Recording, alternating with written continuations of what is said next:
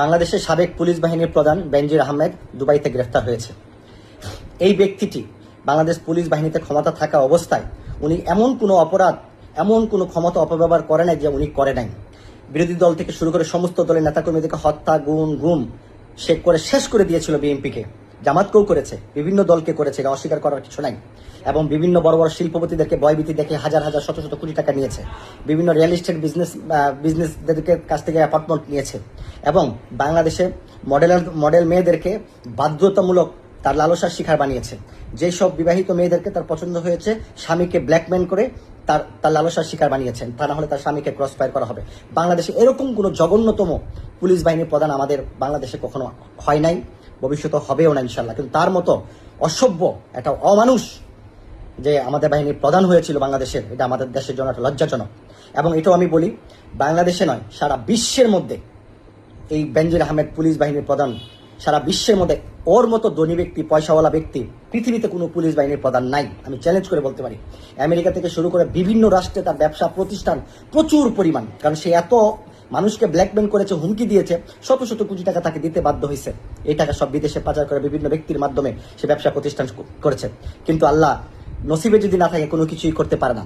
এই সে রিটায়ার হওয়ার পর শেখ হাসিনার সাপোর্টে সে আমেরিকা যায়, আমেরিকা থেকে রিটার্ন আসছে, বিভিন্ন দেশে যা আসছে, সিঙ্গাপুর থেকে আসছে, দুবাই থেকে আসছে, কোনো রাষ্ট্রেই তাকে স্থায়ী ঠিকানা দেয় না। এগুলো তো আপনারা সকলেই জানেন। তাকে রাখতে দেন, আবার তাকে চুরি করে লুকিয়ে তাকে ভারতে পাঠিয়ে দেওয়া হয়েছে। পরে ভারত থেকে অনেক দিন থেকে পাসপোর্ট করে সে দুবাইতে চলে যায়।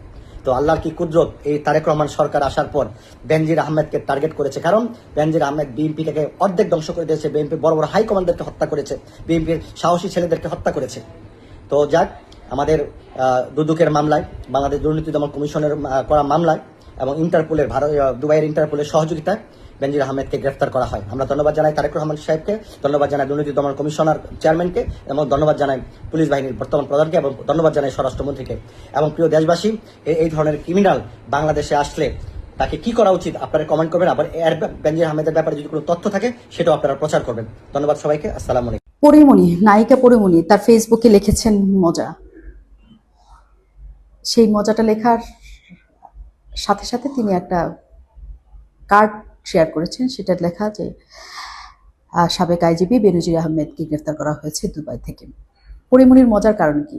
কারণ 2021 সালে এই জুন মাসের এই 9 তারিখে, আপনাদের নিশ্চয়ই মনে আছে যে পরিমণি বোধহয় 10 তারিখে খুবই কান্নাকাটি করে একটা প্রেস কনফারেন্স করেছিল যে বোট ক্লাবে তাকে ভীষণ রকমের অত্যাচার করা হয়েছে। এবং ওই সময় বোট ক্লাবের সভাপতি ছিলেন হচ্ছে পুলিশের মহাপরিদর্শক বেনজির আহমেদ। বেনজির আহমেদ গ্রেফতার হয়েছেন। পরিমণির মজা লাগারই কথা, কারণ তারপর পরে পরিমণি ভীষণ রকমের জটিলতায় পড়ে গিয়েছিল তার জীবন, এবং তাকে শেষ পর্যন্ত জেল খাটতে হয়েছে, কারণ তিনি অভিযোগ করেছিলেন নাসির উদ্দিনের বিরুদ্ধে, যিনি বোট ক্লাবের আরেকজন পরিচালক ছিলেন। পরিমণির মতো স্বস্তি নিশ্চয়ই অনেকে পাচ্ছে, কারণ বেনজির আহমেদ 600 বিঘা জমির মালিক ছিলেন। সেই 600 বিঘা জমির বেশিরভাগই তিনি হিন্দুদের কাছ থেকে জবরদখল করেছিলেন এবং নানা মানুষের কাছ থেকে তিনি জবরদখল করেছিলেন। 600 বিঘা জমি, আপনারা কি একবার ভাবতে পারেন? শুধু গোপালগঞ্জে, মানে কে জানি লিখেছিল যে আরেকটু হলে তো পুরো গোপালগঞ্জটাই বেনজির আহমেদ কিনে ফেলতেন। এর বাইরে তার নানা জায়গায় তার এবং তার স্ত্রীর অনেক অনেক অনেক সম্পত্তি আছে। তার রিসোর্ট আছে অনেক বড়, এবং নানা কিছু তো আছে।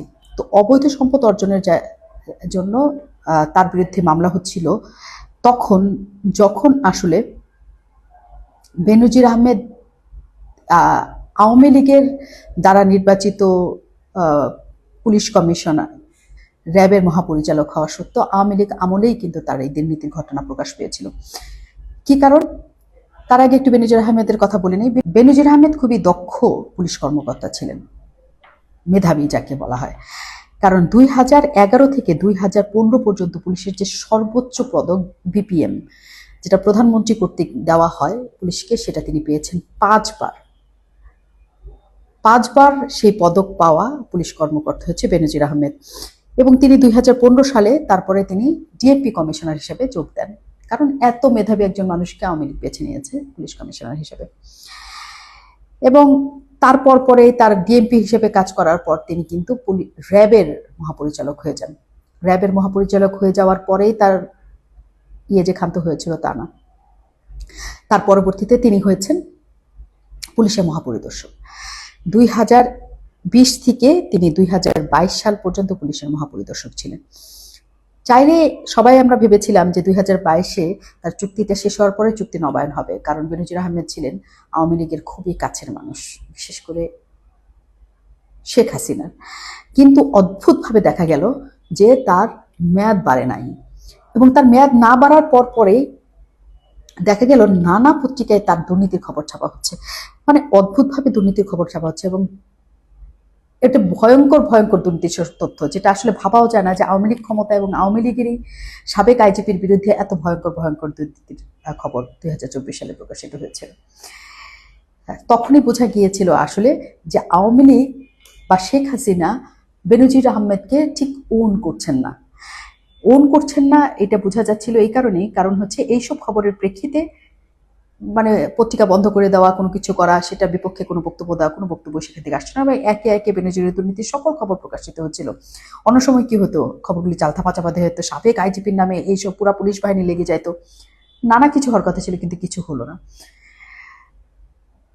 তো ধরে না সবাই আমরা জানতাম যে আসলে শেখ হাসিনা বেনজির আহমেদের উপর থেকে তার সেই হাত উঠে নিয়েছেন।